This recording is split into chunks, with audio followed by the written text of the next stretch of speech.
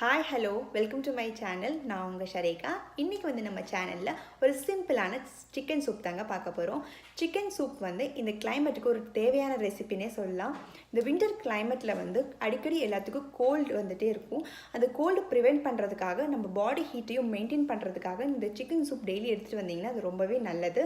அதுவும் loss of appetite இருக்கிறவங்களுக்கு வந்து ஒரு நல்ல appetizerஆகவும் உங்களை வந்து நல்லா சாப்பிடவும் வைக்கும். நீங்கள் அடிக்கடி இந்த சிக்கன் சூப் எடுத்துகிட்டு வந்தீங்கனாலும், அதுவும் நான்வெஜ் சாப்பிடாதவங்களுக்கு வந்து நீங்கள் வந்து இந்த வெஜ்ஜை இதுக்கு பதிலாக ஒரு வெஜ்ஜை வந்து நீங்கள் சப்ஸ்டியூட் பண்ணிக்கலாம். எந்த வெஜிடபிள்ஸ் வேணாலும் சப்ஸ்டியூட் பண்ணிக்கலாம். அது மட்டும் இல்லாமல் குழந்தைங்களுக்கு நீங்கள் கொடுத்துட்டு வந்தால் அது ரொம்பவே நல்லதுங்க. வாங்க எப்படி செய்யலான்னு போய் பார்க்கலாம். சிக்கன் சூப்புக்கு தேவையான இன்க்ரீடியன்ட்ஸ் என்னென்னு பார்த்துடலாம். நான் இன்றைக்கி கொஞ்சம் சிக்கன் எடுத்து அதை டர்மரிக் போட்டு வாஷ் பண்ணி சின்ன பீஸாக கட் பண்ணி வச்சுருக்கேன்.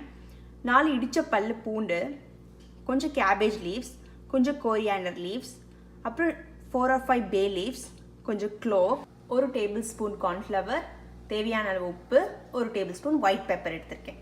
வாங்க எப்படி செய்யலான்னு பார்க்கலாம். இப்போ ஒரு பேனில் தேவையான அளவு தண்ணி எடுத்துக்கோங்க. அந்த தண்ணி லைட்டாக சூடானதுமே நம்ம எடுத்து வச்சிருக்க இன்க்ரீடியன்ஸில் ஆட் பண்ணிடலாம்.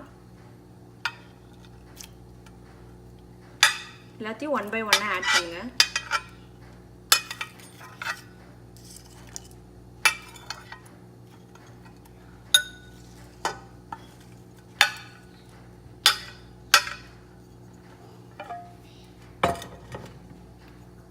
இப்போ சிக்கன் பீசஸ் ஆட் பண்ணிடுங்க.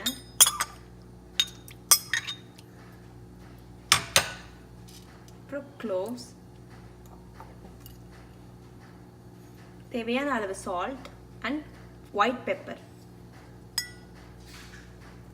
இது எல்லாத்தையும் நல்லா மிக்ஸ் பண்ணிடுங்க. இது நல்லா கொதிக்கட்டும். ஒரு 10 minutes கொதிக்க விடுங்க. இந்த ஸ்டேஜில் என்ன பண்ணுறீங்கன்னா, நம்ம எடுத்து வச்சிருக்கிற கார்ன்ஃப்ளவருக்கு வந்து கொஞ்சம் தண்ணி மிக்ஸ் பண்ணி அந்த லிக்விடை நம்ம இங்கே ஆட் பண்ணுறோம். எதுக்காக இதை ஆட் பண்ணுறோன்னா, அந்த சூப்போட கன்சிஸ்டன்சிக்காக ஆட் பண்ணுறோம். இதை மிக்ஸ் பண்ணி ஒரு 5 minutes கழிச்சு ஆஃப் பண்ணிடுங்க.